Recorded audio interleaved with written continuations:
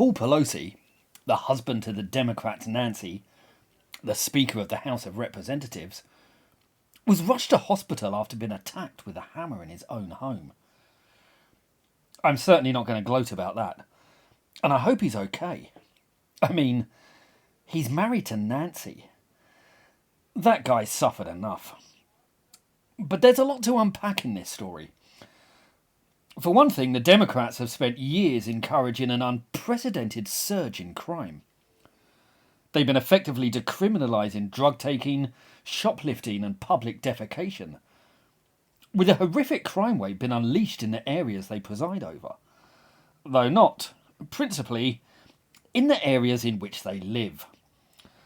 It's the little people, the poor people, who felt the brunt of this sharp rise in violent crime, while the politicians themselves sit safe in gated compounds with security guards. The worst hit areas have all been Democrat-run cities: Baltimore, Los Angeles, Philadelphia, Washington DC, Atlanta, Chicago, and New York. Though places like Seattle and Portland have also been badly affected, as has San Francisco, run by none other than Nancy Pelosi. But more than this, the Democrats have also spent several years actively encouraging violent looting and arson, or simply dismissing it as mostly peaceful. And again, it's the American citizenry who paid the price for that rhetoric, for all the vacuous posturing of our privileged elites. Joe Biden, Barack and Michelle Obama, and AOC all brushed off or defended the slew of leftist riots that have torn through American cities in recent years, while Maxine Waters, Elizabeth Warren, Ayanna Pressley, and Kamala Harris were even more vocal in whipping up and encouraging those riots. And so was Nancy Pelosi. She sneered, "I just don't know why there aren't more uprisings all over the country. And maybe there will be." Now, being that these people have inflicted such unimaginable suffering on the population of America, and dozens of people were murdered in those riots they encouraged, with thousands of lives and businesses destroyed, it's difficult to feel much sympathy when they get a small taste of what they've inflicted on others.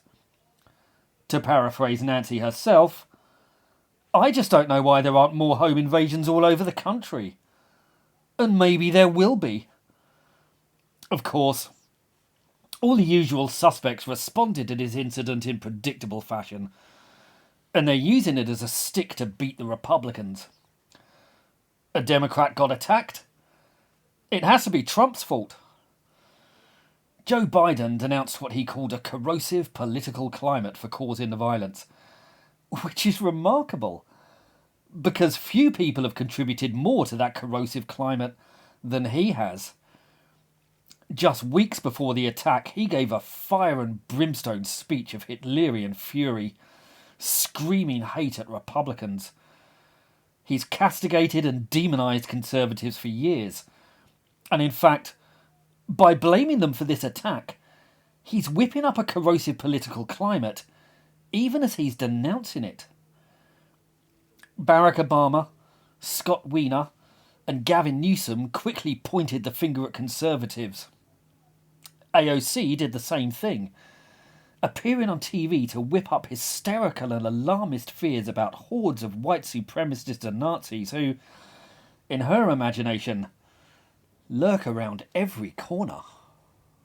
Also, really having to acknowledge a very central fact that reporting from the FBI and even in terms of Homeland Security, Jamie and I sit, and he is the chair and I'm the vice chair of the House Oversight Subcommittee on Civil Rights and Civil Liberties, and we've held hearings on this, and there is absolutely no doubt that the data shows that the vast majority of incidents of domestic terror come from white nationalism, and that we are really truly facing an environment of fascism and in the United States of America. This type of intimidation at the polls brings us to Jim Crow.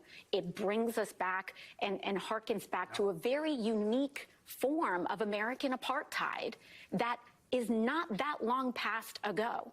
And we have never fully healed from it. And those wounds threaten to rip right back open if we do not strongly defend democracy in the United States of America. The reality is that while Republicans are far from exempt, most of the febrile political atmosphere of recent years has been whipped up by Democrats who never tire of threatening or justifying violence. Just don't even know why there aren't uprisings all over the country, and maybe there will be. People need to start taking to the streets. This is a dictator. You know, there needs to be unrest in the streets for as long as there's unrest in our lives. Enemies of the state. Show me where it says that protests are supposed to be polite and peaceful. Do something about your dad's immigration practices, you feckless. When they go low, we kick. How do you resist the temptation to run up and wring her neck? The biggest terror threat in this country is white men, most of them radicalized up to the right. I thought he should have punched him in the face. I said, even if you lost, he insulted your wife. Yes. He came down the escalator and called Mexicans rapists and murderers. He said, well, what do you think I should have done? I said, I think you should have punched him in the face and then gotten out of the race. You would have been a hero. I'd like to punch him in the face. I said if we were in high school, I'd take him behind the gym and beat the hell out of him. Punch some people in the face! When was the last time an actor assassinated a president? They're still going to have to go out and put a bullet in Donald Trump, and that's a fact.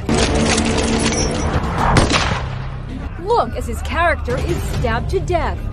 Where is John Wilkes Booth when you need him? That's it right there. I have thought an awful lot about blowing up the White House. A Missouri state senator is under investigation by the Secret Service after saying she hopes President Trump is assassinated. I will go and take Trump out tonight. And if you see anybody from that cabinet in a restaurant, in a department store, at a gasoline station, you get out and you create a crowd. And you push back on them. And you tell them they're not welcome anymore, anywhere. And sadly, the domestic enemies to our voting system and our honoring our Constitution are right at 1600 Pennsylvania Avenue. They're not going to stop before Election Day in November, and they're not going to stop after Election Day. And that should be, everyone should take note of that on both levels, that this isn't, they're not going to let up, and they should not. If you think we're rallying now, you ain't seen nothing yet. Joe Biden has railed against the Pelosi incident, but he brushed off the far worse violence of Antifa as an idea. Well, communism was an idea too, and look at how many lives that wrecked. This whole saga has laid bare the shocking hypocrisy of the left yet again. When Brett Kavanaugh's home was targeted by a psychopath with a murder kit, they brushed it off and dismissed the idea of extra security. When Lee Zeldin was literally assaulted on the campaign trail by one of their radicals, they had nothing to say. When Rand Paul was attacked by his neighbour and suffered 6 broken ribs along with a pleural effusion, Nancy Pelosi's daughter Christine took to Twitter to gloat. And so did John Pavlovitz. But oh boy, it's a different story when one of their own gets attacked. And they don't hesitate to use it to whip up the sort of political scapegoating, division and hatred that they claim to oppose. It's remarkable. But it's also as predictable as sunrise. While Christine Pelosi had gloated about his injuries, Rand Paul offered sympathy about her father's attack. Astonishingly, in the eyes of the left-wing media, this made him the bad guy. You really couldn't make it up. Hillary Clinton behaved appallingly too. This attack, she claimed, was the consequence of the hate and deranged conspiracy theories spread by the Republican Party. Of course, this is the woman who spent years spreading hate and deranged conspiracy theories about the 2016 election, and who's begun spreading even more deranged conspiracy theories about the 2024 election, 2 years before it even happens. Just days before wailing about conspiracy theories, she released a video saying that extremist Republicans already have a plan underway to steal the 2024 presidential election. She offered no proof or evidence, and luckily, she didn't look completely mad while she was doing it. The inflamed, divisive rhetoric of the Democrats against Republicans and white people has whipped up a surge in crime and a shocking murder spree against Republicans and innocent citizens. Shannon Brandt, David Jacobonis, Robert Telles, Nicholas John Rosk, Robert Cremo, Peyton Gendron, Patrick Crusius, Darrell Brooks, Quintez Brown, Frank James, Ezekiel Kelly, Connor Betts, Matthew Doloft, Ahmed Alisa, Michael Reinhold, Willem van Spronsen, James T. Hodgkinson, and Mika Xavier Johnson. These people have murdered dozens. Dozens more were killed in the riots the Democrats encouraged, and thousands have died since the collapse in policing they endorsed. Yet the Democrats haven't had a single word to say about any of the chaos and murder they've caused. So they should be far less eager to jump on this bandwagon. Even if Paul Pelosi's assailant, David DePape, actually is the right-wing MAGA Republican they claim, or have all immediately assumed him to be. Because our liberal elites have moved with undue haste to control the narrative on this one, though their story is riddled with holes. If you search for this on Google, it will direct you to a slew of left-wing outlets who can all be relied upon to play ball. CNN, the New York Times, the Independent, the Washington Post. They all know which side their bread's buttered, and we all know how they'll paint this tale, and every other tale. The BBC splashed out a banner headline screaming that DePape was of the far right, but their actual article had to admit that he's a member of the Green Party. DePape, inconveniently, is part of the left-wing nudist community. He lives in a house plastered with posters for BLM and Pride flags, and that house is in Berkeley, one of the most radical left-wing enclaves in the world. Neighbours describe DePape and his housemates as radical left-wing activists. They're all about the Black Lives Matter movement and gay pride, but very detached from reality. So it seems less cut and dried than the Democrats and their pet media are trying to paint it. But there's more, because the Pelosis have an astonishingly advanced security setup.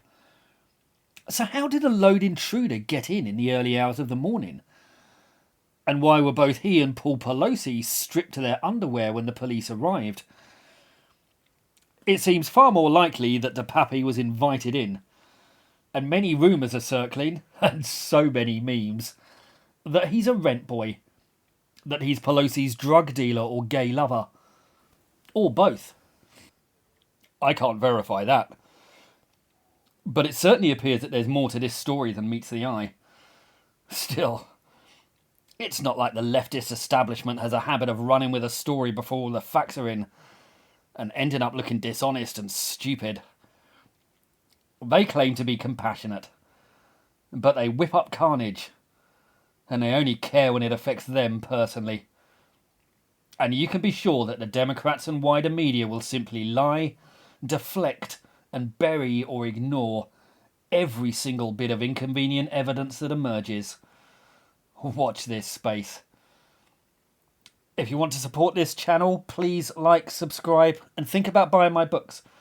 They're called The Tyranny of the Left, and they go into topics like this in much greater detail. They're available on the links below. Please do feel free to pick them up and let me know what you think. Thank you.